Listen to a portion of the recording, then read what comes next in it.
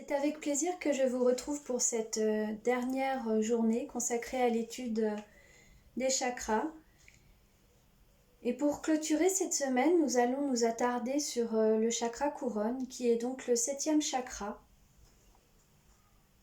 Son symbole est le suivant, un cercle entouré d'une multitude de pétales de lotus. Malgré les apparences, sa couleur associée est le blanc ou le doré. Ce chakra couronne se situe au sommet de la tête. Ainsi, il est lié au cerveau, au système endocrinien, au système nerveux. Pour se le représenter, vous pouvez imaginer une couronne d'énergie qui irradie vers le haut. Il est en connexion énergétique avec le chakra racine, car tous deux sont aux extrémités du système énergétique. Concernant ses caractéristiques, le chakra couronne est le lieu de la voie spirituelle. Il représente la reconnaissance d'une conscience supérieure de ce qui est sacré, illimité. C'est la transcendance de nos limitations, un état de conscience où nous ressentons une connexion avec tout ce qui nous entoure, le ciel, l'univers, l'infini. Et son ouverture apporte une sagesse éclairée.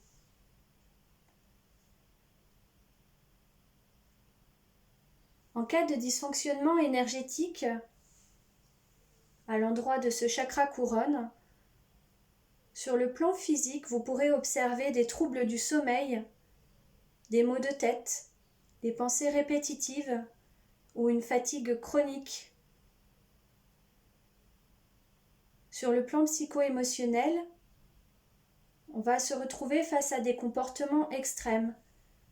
Une personne, par exemple, qui pourrait être déconnectée de son corps, avec un attachement obsessionnel aux questions spirituelles qui peuvent donner le sentiment d'être exclue du monde et amener parfois jusqu'à la folie. D'où l'importance d'un travail sur une harmonisation de l'ensemble des chakras et contrebalancer aussi avec un travail au niveau du chakra racine pour pouvoir permettre justement à ce type de personnes d'être ancrées dans le monde. Un autre comportement pourra se traduire par une étroitesse d'esprit, un manque d'ouverture. Sur le plan spirituel, son ouverture se fait au fur et à mesure de l'évolution spirituelle et de l'écoute énergétique du corps. Donc là, on est vraiment dans une dimension spirituelle avec ce chakra couronne. Il invite au retour à une connexion native, instinctive avec la nature, mais aussi avec le tout, l'univers.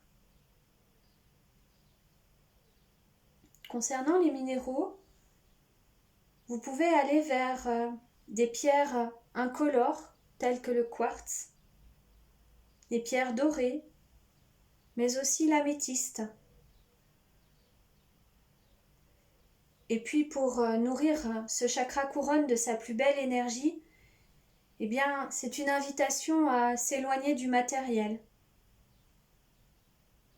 Être en quête de spiritualité, à la recherche du développement spirituel, à travers l'activité que vous aurez choisie, celle qui vous correspondra le mieux. Ça peut être du yoga, de la sophrologie, du qigong, du reiki, peu importe. Il faut que ce soit une activité qui vous parle et qui soit nourrissante pour vous. Et puis, des petites choses toutes simples. Écoutez le silence, regardez un ciel étoilé et essayez de se positionner dans ce monde infini. Voilà, c'est terminé pour aujourd'hui. Je laisse la place à Hélène qui va poursuivre autour du chakra couronne avec la médecine traditionnelle chinoise. Merci.